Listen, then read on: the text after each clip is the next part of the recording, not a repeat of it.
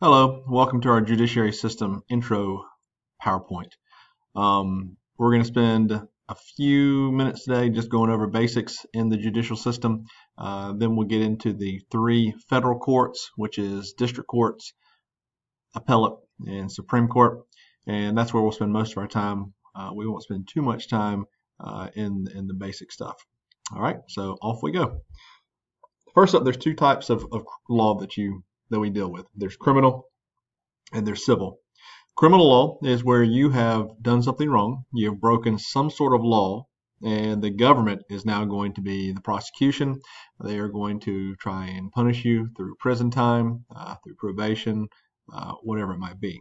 Okay, so criminal law, you have broken some sort of law and you face jail time. The second type is civil law.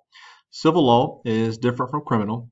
Civil is where you possibly have maybe not broken a law, but you've wronged someone somehow. Think maybe a tree from your yard falls over into your neighbor's yard and destroys their back patio, and they want you to pay for the damages.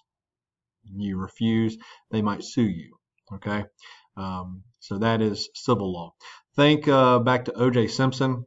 O.J. Simpson was accused of killing his ex-wife and her friend, and he was charged with murder in California state court and was found not guilty.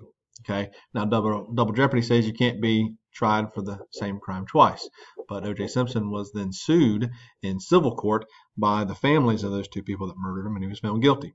So you can be tried in both, and just the big difference is criminal law is where you have broken a law and the government is coming after you, versus civil law where you've done something to someone else.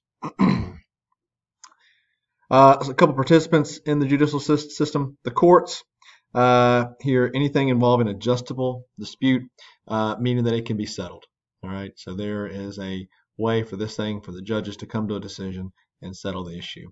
Roles within it: plaintiff and defendant. Plaintiff is the person that has been wronged. Defendant is the person who did the wronging. Okay, so if I sue you, I'm the plaintiff and you're the defendant. You have to have a standing to sue, so you have to have some sort of direct injury. You have to have been affected somehow directly. I can't have something happen out in Seattle, Washington, and decide, you know what, that affected me, I'm going to sue, because there's no direct effect on me. Okay, so you have to have some kind of serious skin in the game to say in order to sue. Are there any exceptions? Sure. They try to avoid settling political questions. So what that means is they're not going to bring the president and Congress in and settle a political issue. So Congress and the president cannot agree on a budget.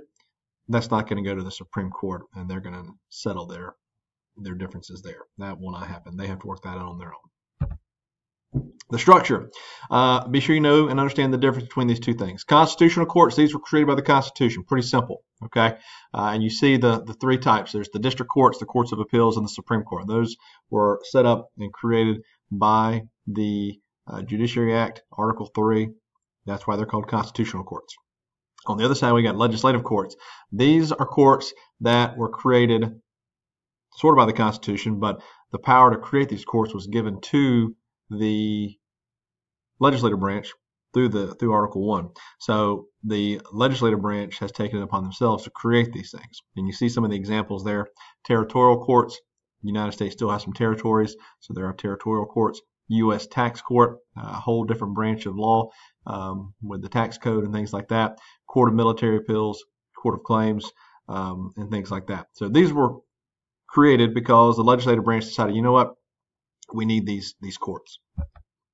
Dual court system. All this means is we have the federal level and we have the state level, and we could even break it down and get to the local level, but we're just going to stick with the federal and local and state level, and they mirror each other. So the federal government, the federal level has the district court, the appellate courts, and the Supreme Court.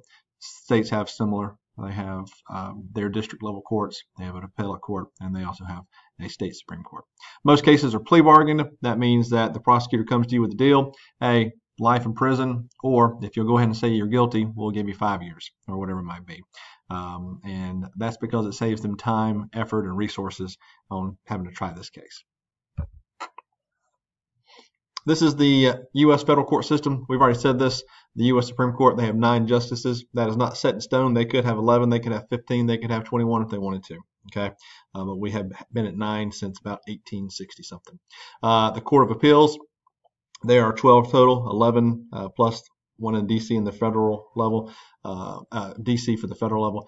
There are 179 of these judges. They sit in groups of 3 or so, and they make decisions on appeals. And then the trial courts, this is where all the work gets done. There's 94 of these throughout America, okay, and the territories. All right, the district courts, they have something called original jurisdiction. Make note of this, know this word. Original jurisdiction is just the first court to hear a case. All right, so the first court to hear a case. So if you go out and you get arrested for tax evasion and you are going to go to court wherever you go first, that is original jurisdiction. So don't think it's anything special. It's just where your case is first heard. They are the workhorses of the federal judiciary system because every federal case has to start off here. There are very few, if any, cases that start off directly in the Supreme Court, and there's none that will start directly at the appellate level. So the federal courts are going to have to hear every case that's at the federal level because it's where they have to all start. It's a regular courtroom with judges, witnesses, lawyers, juries, and all those sorts of things that you see on TV. Okay, and the judge will sit there and hear the case, and then the jury make a decision, and then they make the ruling. Georgia has 3 districts, federal districts. We have the northern, the middle, and the southern district. The jurisdiction of district courts, federal crimes, civil suits under federal law, naturalization cases, bankruptcy proceedings, and admiralty and maritime cases. So that's what the district courts will hear. Most of their stuff is going to come from the federal crime section. District attorneys, federal marshals, solicitor generals, all these people play a role in the district courts. District attorneys, these are the prosecutors basically. They're the ones that will make a decision. Hey, can we try this person? Federal marshals, they are responsible for prisoner transport, housing federal criminals, and things like that. Solicitor generals, they are the top lawyers. They're not going to be down here in Georgia probably. They will handle cases going before the Supreme Court. The Court of Appeals, just like at the state level, you have to have a reason to go to the Court of Appeals. You can't just appeal because, hey, I didn't like that decision. You have to have something that has happened, and they will review your case. All right. They do not have witnesses. There's no testimony and things like that. They are just looking at the records from the previous case to decide, hey, was there an error? Was there a mistake? Should this person get a new trial? And so they'll make their decisions like that. They do sit in groups of 3. Here are the districts.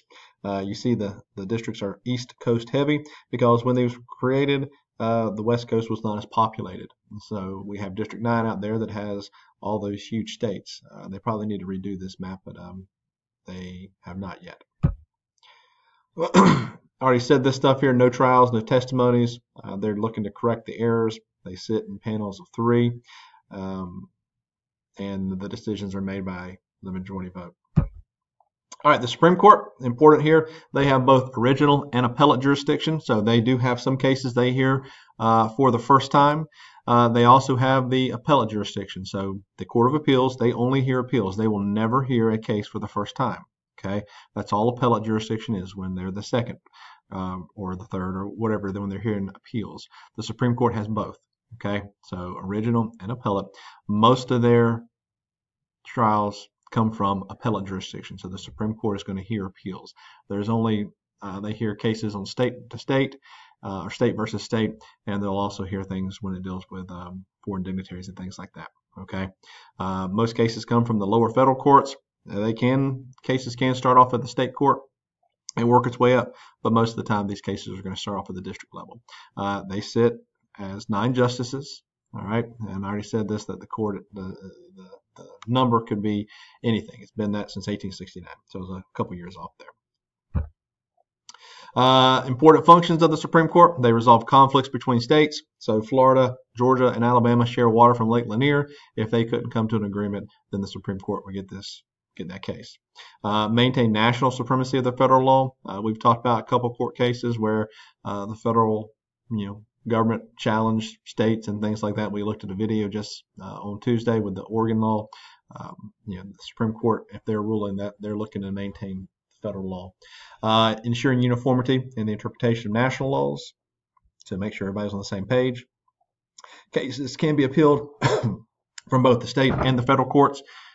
We said that. And then they control their own agenda. They get to pick their cases. There was an old doctor show, Dr. House, where he got to pick the cases he wanted to look at, and only if they were interesting. The Supreme Court gets to do the same thing. They look at cases, they get thousands of requests, but they get to pick and choose, and they only hear between 75 and 100 per year.